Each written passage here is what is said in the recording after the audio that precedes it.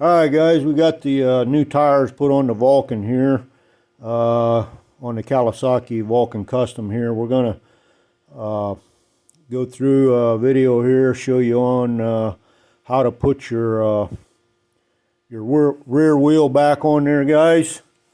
So, go ahead and put your, if you took your sprocket or your, if you took this here, your rear sprocket off, go ahead and put that back on your rim, and you want to torque these nuts here at 44 foot-pounds.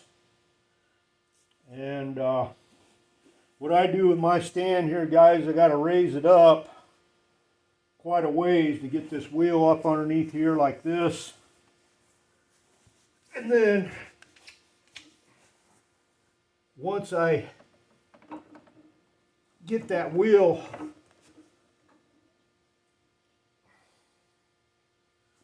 close to, so I can get it up underneath there, guys, is I'll go ahead and lower that down a little bit, so it's not so hard to just kind of watch it as you're lowering your lift here. If you got one of these type of lifts, want to bring it down kind of slow. And then you got to watch your brake caliper here. It's wanting to kind of move around. You don't want to put too much pressure on that rear brake line. And as you're dropping that back down, just kind of keep lining your wheel up best you can.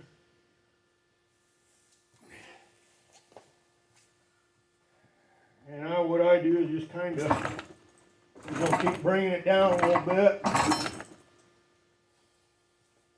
to about where I think I need it to get this wheel back on there. And put your belt back on your pulley there, guys. And you want to take your spacer here,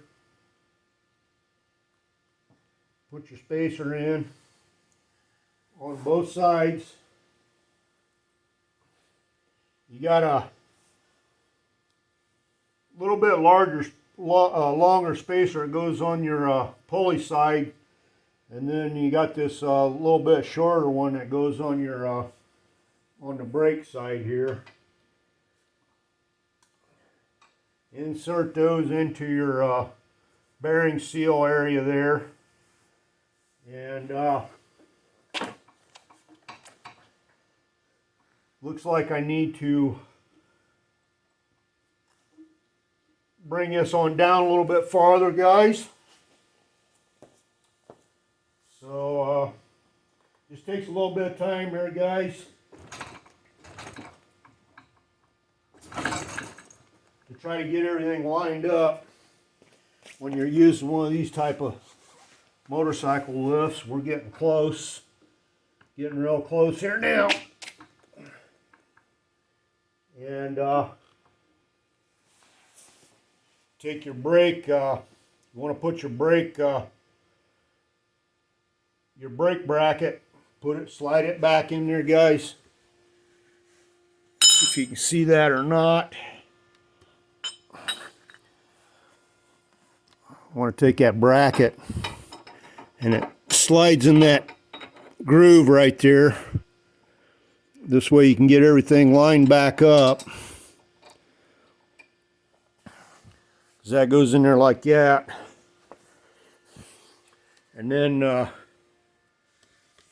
let me set you back down here, guys.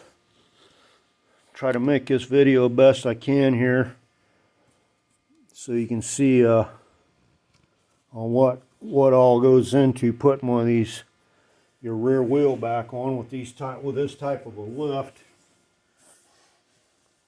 And I went ahead and got some grease. I put some silicone grease, or silicone grease on that rear axle there.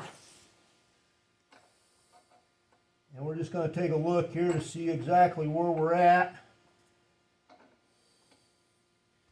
And we're getting pretty close there, guys. Looks like I could maybe drop that down just a little bit more.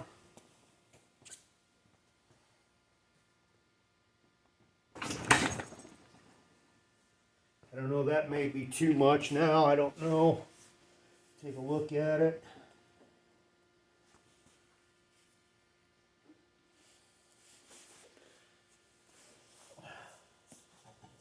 We're getting real close there now. So now, you want to take your drive axle and try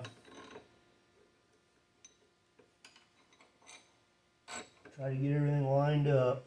It can be kind of a job sometimes to get them to get everything lined up right, because you also got a shaft in between your two bearings inside your wheel there, guys. And as long as that's lined up good, your axle shaft should go in there pretty decently. And then just kind of keep working it in there.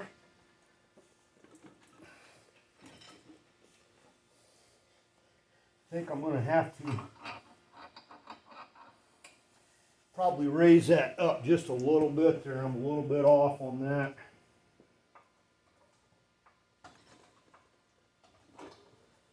Should be getting me pretty close there.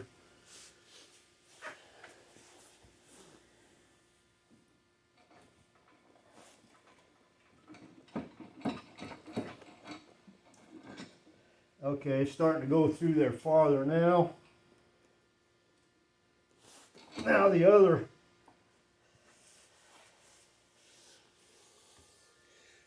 trick, guys, is to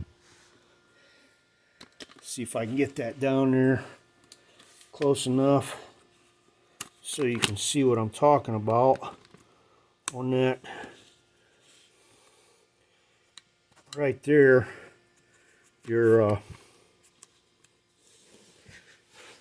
Then you got to get this here, you got your spacer there, then you got your brake bracket, and it can be a little tricky getting all that lined up.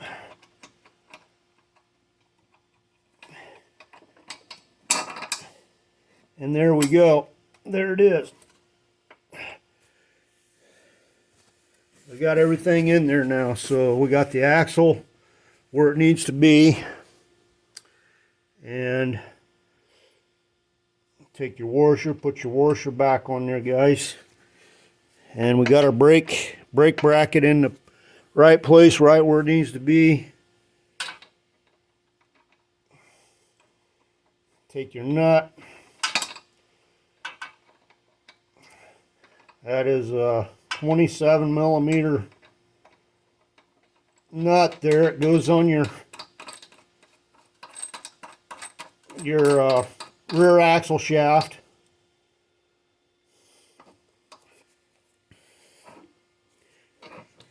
And kind of just pull that back.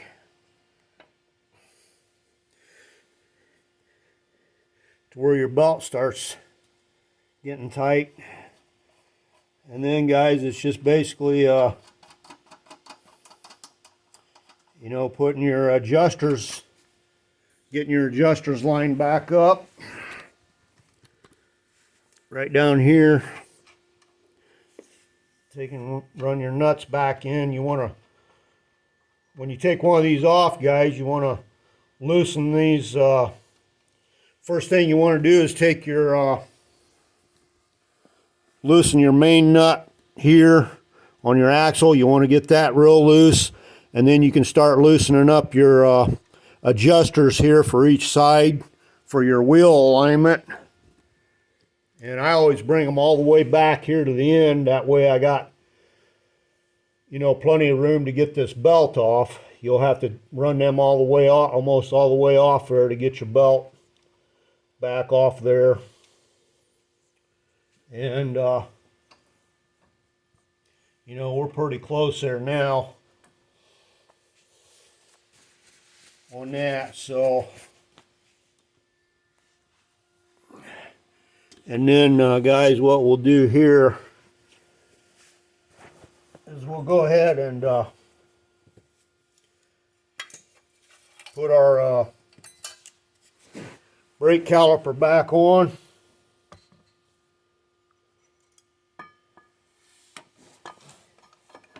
You want to get those spread those your brake pads. You may have to, depending on how thick your brake pads are, you might have to spread that out a little bit to get your brake caliper back on your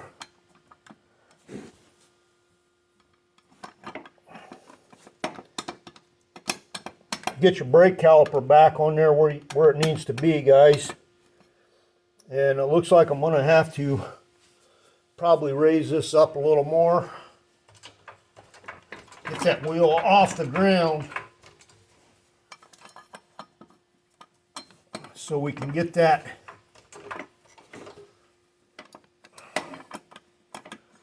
moved back in place.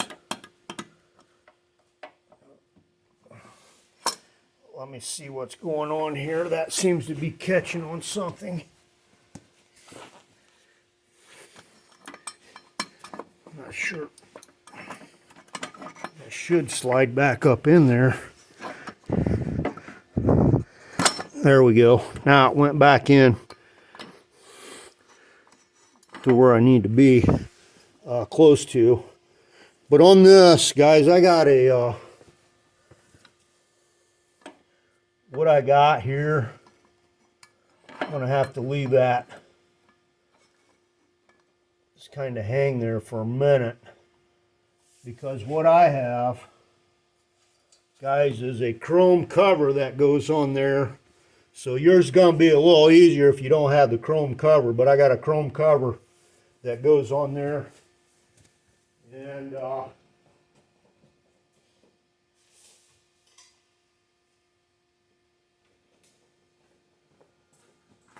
And then also I got my chrome cover that goes back over my belt. This is what I have here, guys. I got one of these, bought one of these nice chrome covers to go over the brake caliper. Just makes it look a little nicer. And you got these spacers that go in there between your that goes right in, it fits right in this bracket here. And what you want to do, guys, when you put your you'll have a little bit different if you type of bolts here than what I've got on this, because of the chrome cover. Yours will probably be different. You'll have different type of I think they're like a star, maybe a star bit, but these are Allens for the chrome cover. And what you want to do, guys, put you a little bit of Loctite on them. I gotta find my Loctite up here. And on those, you want to go with the I gotta find my Loctite here, guys. I think you go with the blue, which is the medium duty Loctite. And not sure where mine's at right now.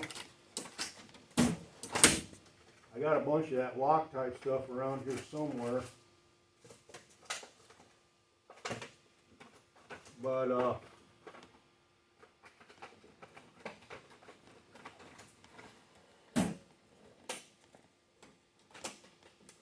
not sure where that black or that Loctite is right now.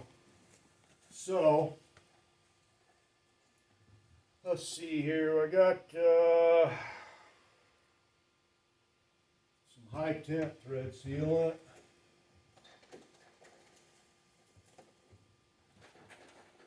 Oh, right here we got, right here, I got the thread lock right here, guys. The medium strength, so you can remove it, so it's not, you know, it helps keep them from coming loose. You don't want that your brake caliper, you definitely don't want that coming loose on you. So what we're going to do is, I don't know if that camera's showing that or not. Just move that back a little bit there. But take your thread lock, guys. Put a little blue thread lock on your on them bolts. Like I said, your bolts will be a little different if you're not using one of these chrome covers here. We got a chrome cover, and then we got the spacers that go in there. And it's a little bit of a trick to get all this lined up. If you're using one of these, I just lost one of my. Maybe I should put those in there. Let's go ahead and put my spacers inside the bracket itself, and we'll try it that way. And then, because this all fits together, and it can be a little tricky getting all that to line up with that chrome cover there.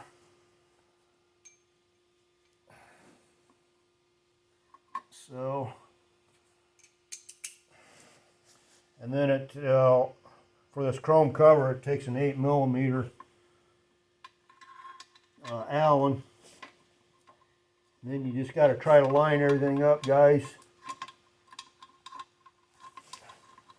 Yours will be a lot easier if you don't have one of these chrome covers on it, because it's a little bit more difficult because you can't see anything in there. You just kind of got to just try to line it up the best you can to get them started, and it looks like I got them started already. So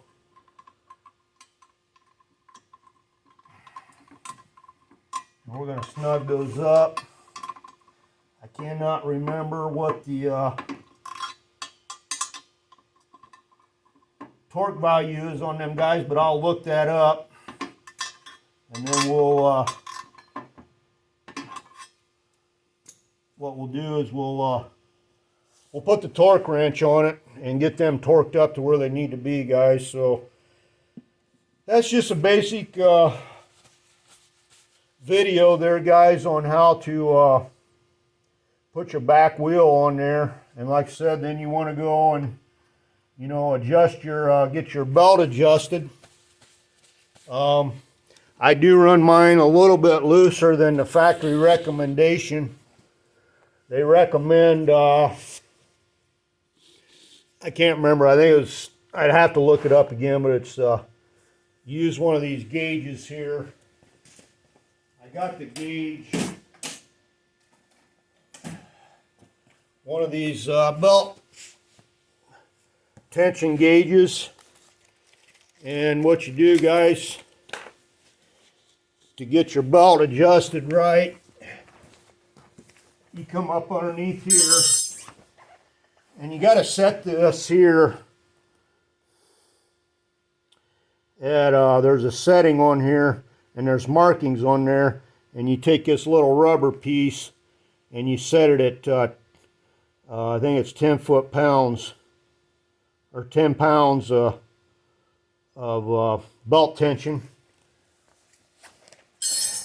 And then you go ahead and put it up right here in front of this A-arm is where you want to go with that. And then you just you know, do your adjustment, and then you got this right here on the side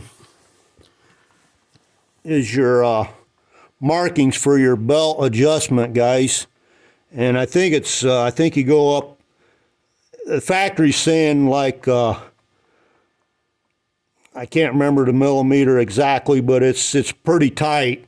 And I don't like to run mine at the factory setting because I think it's too tight. I run it just a little bit looser than what they recommend. But you put that gauge on there, and when you adjust your belt, you know, do your belt adjustment, you got your markings here for your belt adjustment on each side, and you want to get those you know, lined up on each side. You keep tightening each side until you get that belt fairly tight. And like I said, I don't run mine with the I run mine just a little bit looser than what the factory suggests, because I just feel that it's really extremely tight. When I mean, that belt, you can just barely move it to what the factory settings, but you can set it where you want it. I run mine just a little bit looser than what the factory suggests on here. And I think, I believe it tells you maybe right here, if you got this tag on there. Yeah, it looks like 1 millimeter, or is that, let me see what that's for here. Let me grab a flashlight, guys, real quick, and I'll see what that, I don't know if that's for the belt adjustment. That little tag on there, if it tells you on that or not.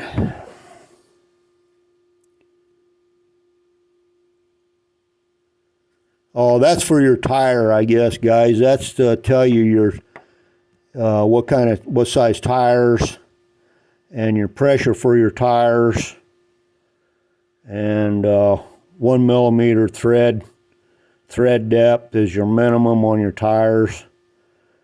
So that's just for your tire setting. But guys, you have to look that up. I can't remember what it is. I think it's on here. I believe it was like 1 mark. When you put that belt tensioner up there, you're only supposed to go from, you know, you look at the center of your belt, and then you go up here to 1 marking. And that's where they want you to set it at for the tightness of the belt. And I usually go 1.5 to 2 markings up. I feel that that's pretty good, and I have no problems running it. Like I said, I don't run mine that tight where the factory recommends you to run it. I don't run it that tight. I run it just a little bit looser than that. Not sure why they want that belt really that tight, because I've never had a slip issue or anything like that. And I run mine just a little bit looser than what they say. And then once you get that done, guys, you know basically on how to put your belt cover back on there. And like I said, get your belt set to where you need it. And then once you get that belt set, guys, once you get that adjusted up, come over here to your nut, and you want to you're supposed to torque at 90 foot-pounds, guys. But if you got an exhaust system on there like I got, this is an aftermarket Cobra exhaust system, and probably the stock ones too, because they come way out here like this. In order to get your torque, you're going to need probably pull that pipe off there in order to get a torque wrench on there, because you can't fit your torque wrench with a socket on there, guys. So what I do, I take my 27 millimeter wrench and I just draw that down fairly tight to where I can, you know, pretty tight. I go pretty much as I can on that, and then go ahead and put your cotter pin in. That's after you get your belt all tight and stuff. And like I said, I'll have to look up my torque settings here for the brake caliper, the rear brake caliper, and then I will torque that down to where it's supposed to be.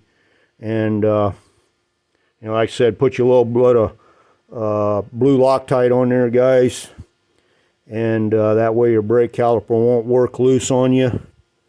And so guys, that's basically it right there, putting that wheel back on your on a Kawasaki Vulcan.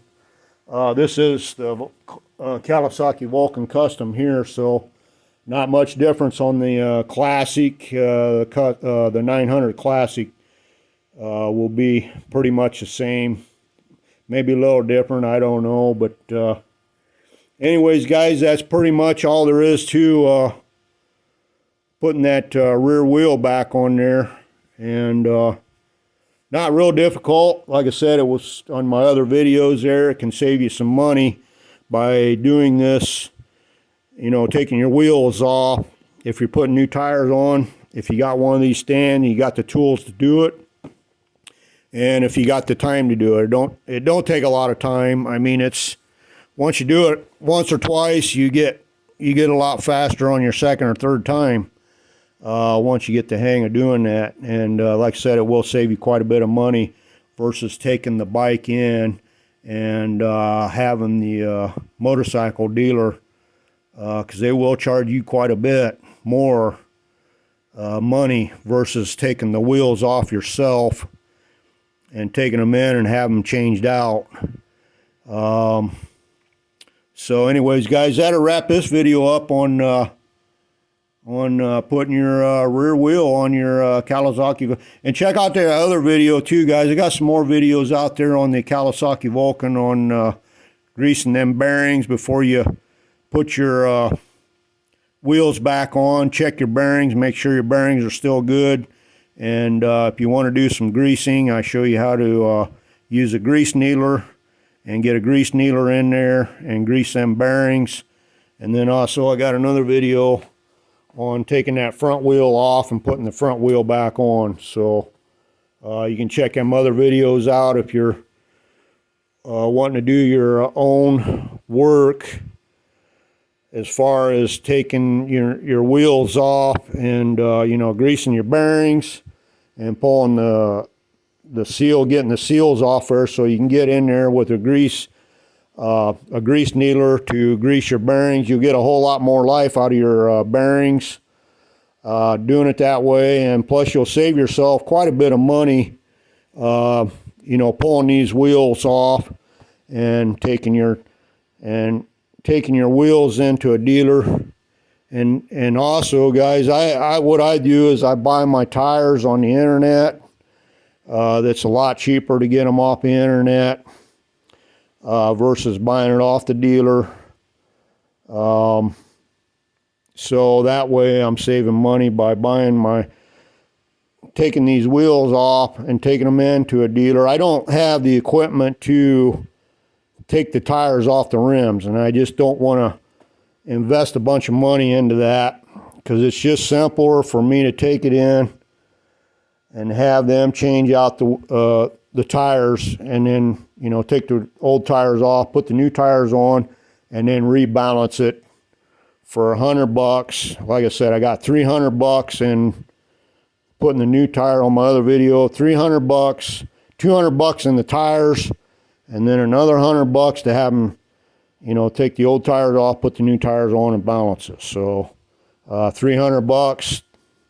I don't think that's too bad on doing that. I think one of my buddies, I think he said his, I can't remember what it was like $250, $300 just to do the back, just to have his back tire changed out. And I think that was on a Harley Davidson or something, and he took it in. I think he took it in, had it done or something. But it was quite a bit of money just to do that one back tire. So anyways, guys, that'll wrap this one up on putting their wheel back on your Kawasaki Vulcan Custom.